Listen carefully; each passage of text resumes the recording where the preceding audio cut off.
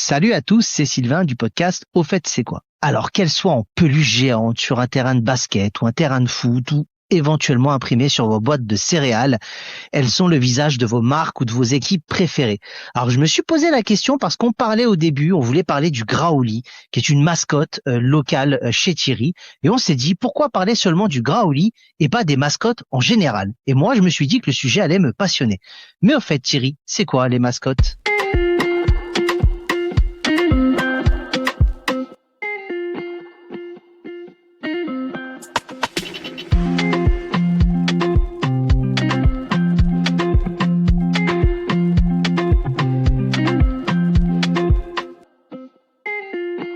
Salut Sylvain, salut tout le monde. Alors, je me permets tout de suite de te corriger, le Graouli n'est pas une mascotte. Le Graouli, c'est un personnage, on va dire, imaginaire. On pourrait faire un épisode si ça intéresse nos auditeurs.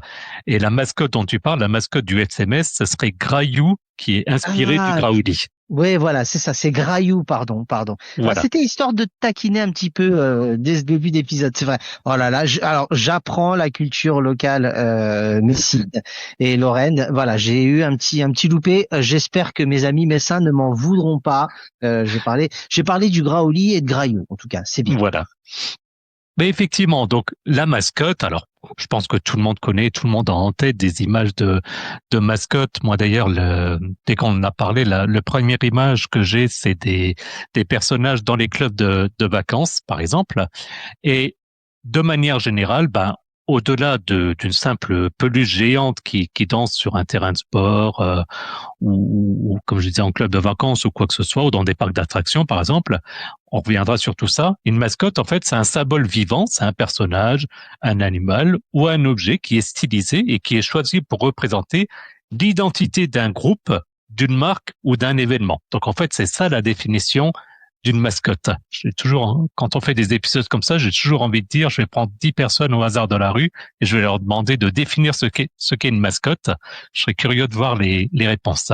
Bah, c'est tellement simple et tellement connu que quand on réfléchit, on se dit, ah, au final, je sais pas vraiment le décrire avec les mots justes. J'ai compris le concept et c'est difficile à expliquer, à verbaliser en tout cas. D'où Là, l'intérêt de fait, c'est quoi? vraiment, on est là pour ça. Donc, Exactement. en gros, tu nous disais qu'une mascotte, voilà, représente l'identité d'un groupe, d'une marque ou d'un événement, ce qui est un peu différent d'un logo, si j'ai bien compris. Voilà, c'est ça, parce que contrairement à un logo, c'est statique. La mascotte, par contre, elle possède une personnalité, donc elle permet d'humaniser une entreprise. Et on va commencer tout de suite avec les exemples Monsieur Propre. On Ah voit là là. tous l'image de la personne qui faisait ça, qui d'ailleurs est décédée il y a quelques semaines ou quelques mois. Je me souviens que j'avais lu ça. Ou bien, par exemple, Bibendum de Michelin. Je vais y revenir plusieurs fois dans l'épisode. Ouais. Et du coup, bah, ça permet de créer un lien émotionnel immédiat, surtout auprès des enfants. C'est vrai que les mascottes sont souvent pour les enfants, quoiqu'on est tous aussi des grands enfants. Et ça permet de fédérer une communauté autour d'un visage amical. Tu vois, là, tu dis Monsieur Propre, j'ai directement une image en tête. Exactement. Tu Et dis bibendum, et je pense que d'ailleurs, c'est pour ça que souvent on dit gros comme un bibendum. Arrête de manger, tu vas devenir gros comme un bibendum. Je présume que l'expression vient de là. ouais, bah, tu crois pas si bien dire, ouais. Mais tu vas voir par la suite. Et en fait, du coup, bah, une bonne mascotte, ça doit être facilement reconnaissable, ne serait-ce que par sa silhouette. Et en fait, c'est-à-dire qu'il y a des espèces de règles de définition qui est de dire que si tu ne vois que son ombre, tu dois être déjà capable de l'identifier pour que ce soit une bonne mascotte. Ouais. C'est un gros travail marketing, hein, en tout cas, malgré tout. Ah là, Alors, d'où provient, parce que tu me connais, s'il y a un podcast, au fait, c'est quoi, mais qu'il n'y a pas de partie historique, bah, je suis triste. Donc, est-ce que tu peux nous faire un peu récapituler l'histoire des mascottes? oui, ça va être le principal sujet de cet épisode, donc l'histoire, l'évolution, et puis évidemment avec des exemples. Déjà, donc le terme de mascotte, ça vient du provençal moscoto, qui signifie sortilège ou petit porte-bonheur. Ok. Et en fait, ça remonte au 19e siècle, et c'est l'opéra comique d'Edmond Audran, qui est intitulé La Mascotte, qui date donc de 1880, D'accord. qui a popularisé le terme. L'histoire raconte qu'une jeune paysanne, elle porte chance à quiconque la possède tant qu'elle reste vierge. Le succès y fut tel que le mot est entré dans le dictionnaire pour désigner un objet ou une personne apportant la fortune. Ah, je ne connaissais pas cette histoire. La période me choque pas. Tu vois, tu m'aurais posé la question, ça me surprend pas que ça soit si ancien, parce que je me dis c'est quelque chose qui a forcément déjà dû être imaginé. Par contre, l'explication en elle-même avec Edmond Audran et la mascotte, ça, je ne savais pas. Voilà, et donc au niveau de l'évolution, et effectivement, par rapport à ce que tu disais, oui, on se doutait que ça datait quand même pas du Moyen-Âge, bien comme ça, que c'était Ouais. relativement récent, je mets des guillemets, 150 ans pour arrondir, mais voilà. Et puis évidemment, ça a évolué au fur et à mesure. Donc en fait, l'étape suivante, on va dire, avant de parler des costumes en mousse, comme on connaît, les mascottes, en fait, c'était des animaux réels. C'est-à-dire que dans l'armée, dès le 19e siècle, les régiments, ils adoptaient des chèvres, des chiens ou des ours pour remonter le moral des troupes. On a généralement tous des animaux domestiques, on sait à quel point ça peut permettre de remonter le moral dans certaines situations. Donc ça a commencé par là, et c'est vrai que ça se rapproche de l'idée de la mascotte comme on le connaît aujourd'hui. Et dans le sport, la première mascotte officielle de l'histoire du sport professionnel, elle est souvent considérée comme étant The Yale Bulldog. Donc en 1889, en fait, l'université de Yale a été la première à utiliser un vrai bulldog pour intimider l'adversaire et symboliser la ténacité de l'équipe. D'accord. Je sais que le club de Cologne, au cœur de mon cousin, c'est une biquette Annès. Ça doit être la 6e ou 7e biquette. Et à chaque fois, elle est là, elle fout la pelouse avant les matchs. Tu vois, un peu dans le même état d'esprit. Exactement. Donc tradition potentiellement ancienne, ce qui serait pas impossible. Donc dans ce contexte-là. Évidemment, et tu le disais dans l'introduction, ça s'est transformé et on associe beaucoup les mascottes aux marques, c'est évident. Et donc, forcément, dans l'histoire, à un moment donné, les marques, elles se sont emparées de l'idée pour créer de la confiance. Et en 1898, attention, roulement de tambour, le bibendum Michelin, qui naît d'une pile de pneus. Et ouais, et ils ont été bons quand même, hein, parce que même pour ceux pour qui ça n'est plus la génération et dont on ne parle plus, c'est quand même connu. J'imagine que ça traverse les époques. Exactement. Donc c'est l'une des plus vieilles mascottes publicitaires encore en activité. À l'époque, elle était un peu effrayante parce que ça elle ressemblait à une momie. Et on va en reparler encore un petit peu plus tard. Ça va devenir un fil conducteur pour cet épisode. Ok. Ensuite, des années 1930 à 1960, forcément, il y a l'essor du dessin animé et du coup, les mascottes, elles deviennent plus rondes et joyeuses par rapport à Bibendum. Et peut-être celle qui est la plus connue, qu'on voit pas, en tout cas personnellement, je la vois pas comme une mascotte, mais finalement, clairement, c'en est une. Tout simplement, Mickey Mouse pour les francophones, qui devient évidemment l'emblème de Disney. Pas besoin d'en parler. Ouais. Et t'en parler, les marques de céréales, donc typiquement Kellogg's, qui créent des personnages comme Tony le Tigre pour s'adresser directement aux enfants à la télévision. Ça a d'ailleurs continué. Moi, je vois encore la pub à la télé avec je me souviens d'ailleurs encore du slogan Frosties et le tigre est en toi. Je sais pas si ça te parle. Mais totalement. Et c'est pour ça que j'ai parlé des céréales dans mon intro, parce que je pensais à Tony le Tigre. Voilà. Tu vois, et parce que c'est tellement ancré dans notre imaginaire que effectivement c'est top. D'accord. Donc après Tony le Tigre, est-ce que tu as d'autres petites mascottes un peu historiques? Un peu historique, et puis surtout c'est que du coup, donc là on en était au dessin animé et puis ça a commencé vraiment à être personnalisé, c'est-à-dire que la mascotte telle qu'on l'imagine aujourd'hui, donc un humain dans un costume, ça arrive en fait en 1968 et assez intéressant, ça démarre en 68 avec les JO de Grenoble. Donc en fait, c'est Schuss, le skieur, qui est la première mascotte olympique non officielle. On n'en était quand même pas encore là, mais qui commence à être connu. Et 1972, donc 4 ans plus tard, à Munich, avec, je suppose qu'on dit Waldy, W-A-L-D-I, Waldy le Teckel, qui devient la première mascotte olympique officielle, lançant du coup la mode des personnages déclinés en produits dérivés. Ouais, c'est un peu, tu sais, comme C'est quoi? C'est Leclerc, là, avec l'histoire du loup mal aimé, tu sais, Non, c'est Intermarché. Intermarché, pardon, qui devient au final une mascotte, hein, qui va sortir et on voit parfois la puissance du collectif et de ce que ça représente. Absolument. Et où ils vont sortir pour la fin 2026, une peluche, etc. Donc, comme tu disais, il y a tout le marketing qui s'est mis en place. Des gens qui cherchent déjà aujourd'hui des peluches, alors que ça part d'un dessin animé.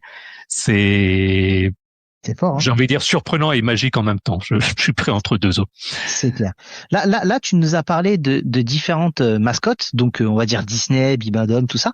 Il y a différents types de mascottes, je présume.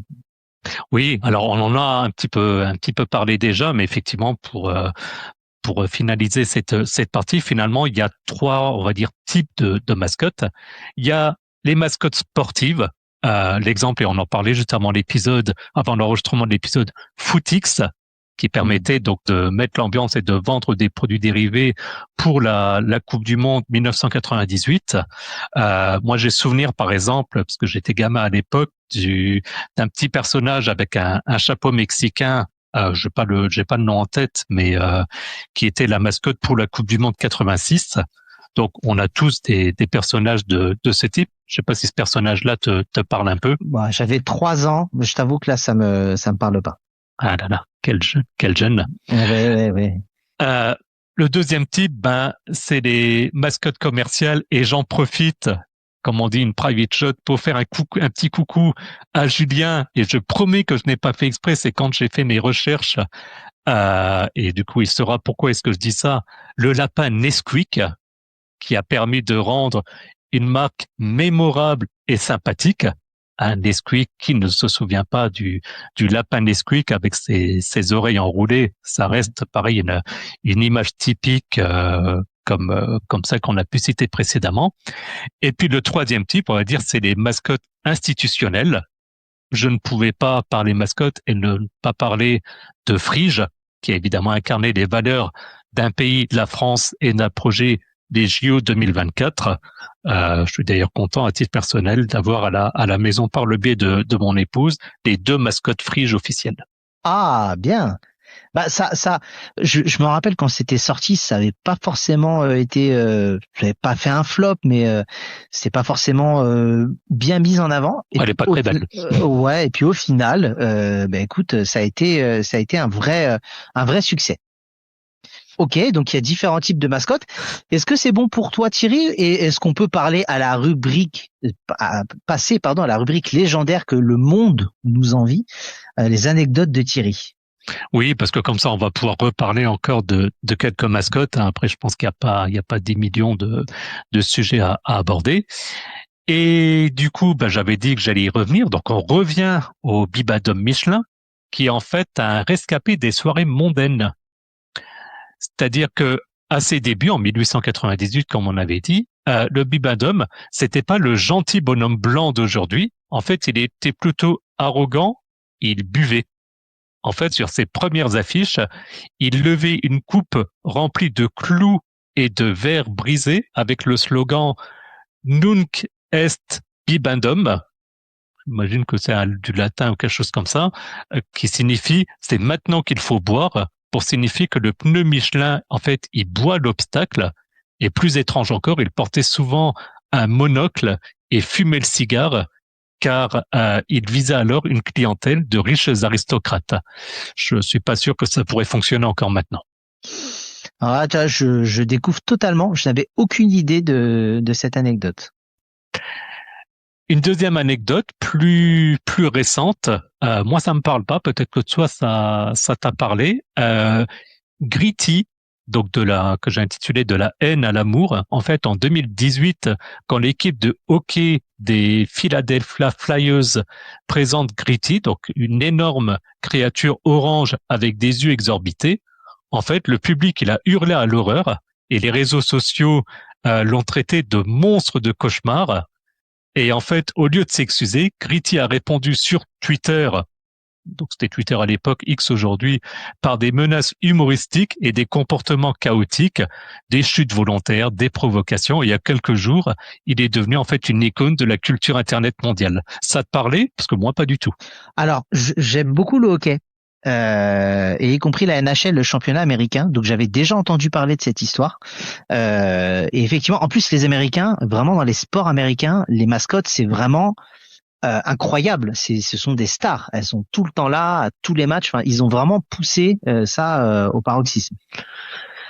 Exactement. Donc du coup, voilà encore un exemple. Et puis pour finir, les mascottes maudites de Londres 2012, donc pour les JO, hein.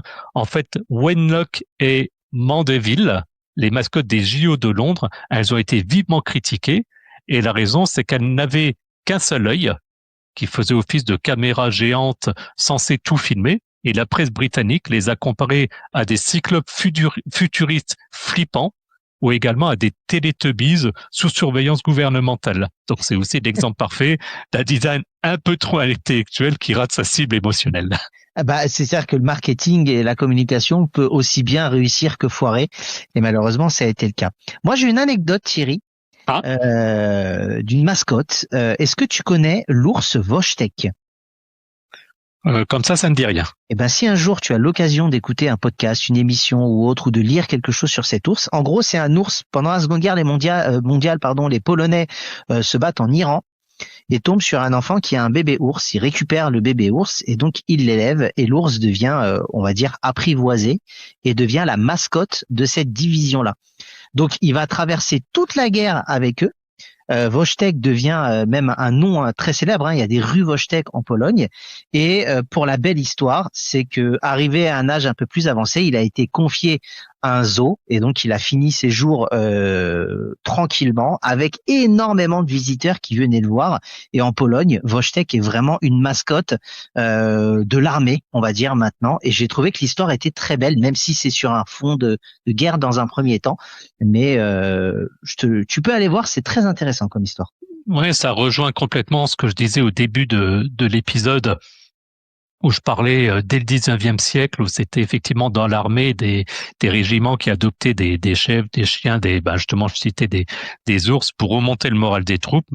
Tu donnes un exemple concret. Et sachant que tu n'avais pas spécialement vu le conducteur avant et que j'étais pas au courant de l'anecdote, donc comme ça, la boucle est bouclée entre ce que j'expliquais au début et ce que tu viens de donner à l'instant. Exactement. Et juste pour finir, parce que ça c'est magnifique, c'est que il ne pouvait pas quitter l'Iran, il fallait être soldat, donc il avait été promu au rang de soldat. Et il avait une solde, il touchait une solde et il avait été officiellement soldat pour pouvoir en fait quitter le pays et rentrer en Pologne. Voilà, c'est tout pour moi. Si tu n'as pas d'autres infos, Thierry, je te propose de passer aux infos complémentaires. Ah non, là, je peux rien rajouter après tout ça. Un ours qui devient soldat, je pense qu'effectivement, il faut s'arrêter là et passer à l'étape suivante. Ok, à de suite.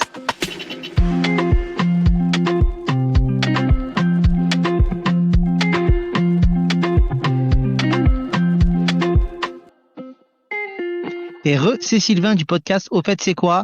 Merci encore une fois à Thierry, vous allez dire qu'il y a que lui qui travaille, c'est pas faux. Mais en tout cas, pour cette super présentation et préparation. Vous nous retrouvez également sur X, anciennement Twitter, que Thierry, je vous le présente pas, gère de main de maître. Je vous laisse aller sur le compte, vous verrez de suite ce qui est mis en avant. Je te laisse Thierry proposer la suite de nos réseaux. Merci Sylvain, et puis ça tombe bien, je fais un teasing, le prochain épisode, c'est déjà toi qui le prépare. Donc comme ça, on inverse les rôles pour le prochain. On va pas donner le nom du sujet, mais il y aura un petit côté fait d'actualité. Voilà, comme ça pour ceux qui écoutent jusqu'au bout, ils ont une piste. Effectivement, ensuite, pour nos réseaux sociaux et tout ce qui va avec, comme d'habitude, le plus simple, c'est de vous rendre sur notre site internet www.auffaitc'estquoi.fr, puisque vous allez pouvoir retrouver les liens de notre podcast en fonction de votre application préférée, le lien vers notre chaîne YouTube, notre compte X, anciennement Twitter, notre page Facebook. Et puis également, pensez bien régulièrement à consulter les notes de l'épisode, puisque vous allez pouvoir obtenir les liens vers notre page Buy Me a Coffee si vous souhaitez nous soutenir financièrement, et le lien vers notre serveur Discord pour discuter entre vous et avec nous. Merci à tous et à plus dans le bus. À bientôt, salut!